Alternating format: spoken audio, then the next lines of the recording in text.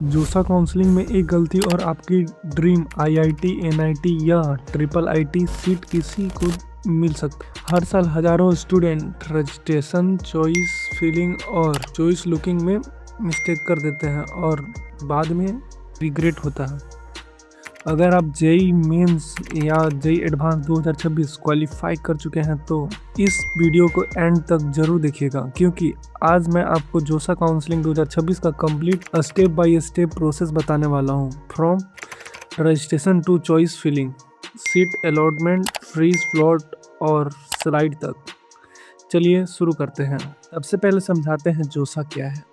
जोसा यानी joint seat allocation authority, जो आईआईटीज, एनआईटीज, ट्रिपल आईटीज और जेईएफटी में एडमिशन लेने के लिए सेंट्रलाइजेशन काउंसलिंग कंडक्ट कराता है।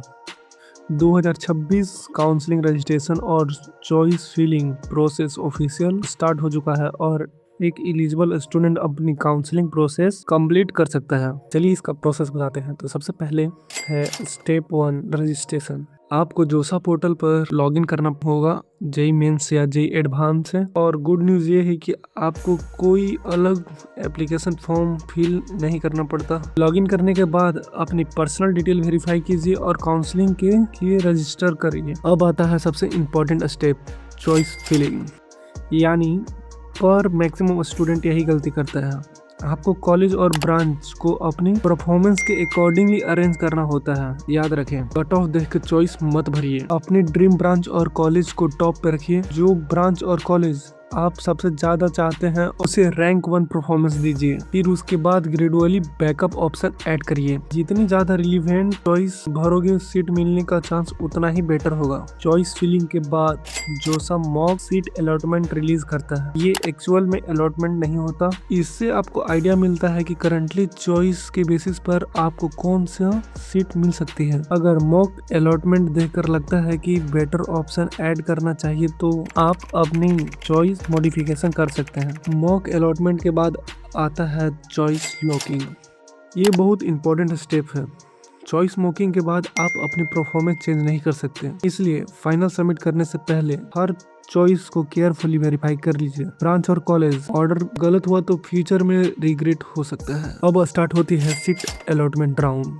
जोसा आपका रैंक, कैटेगरी और चॉइस ऑर्डर के बेसिस पर सीट अलॉटमेंट करता है। अगर आपको सीट मिलती है तो आपके पास 3 ऑप्शन होते हैं। पहला फ्रीज, दूसरा फ्लॉट, थर्ड स्लाइड। सबसे पहले बताते हैं ये होता क्या है। फ्रीज, अगर आप अलॉटमेंट सीट से कम्प्लीटली सेटिस्फाई हैं और किसी सीट पर एडमिशन लेना चाहते हैं तो फ्रीज सिलेक्ट करिए। अगर आप करंट सीट एक्सेप्ट करना चाहते हैं लेकिन हायर परफॉर्मेंस कॉलेज का चांस भी रखना चाहते हैं तो फ्लॉट चूज करिए।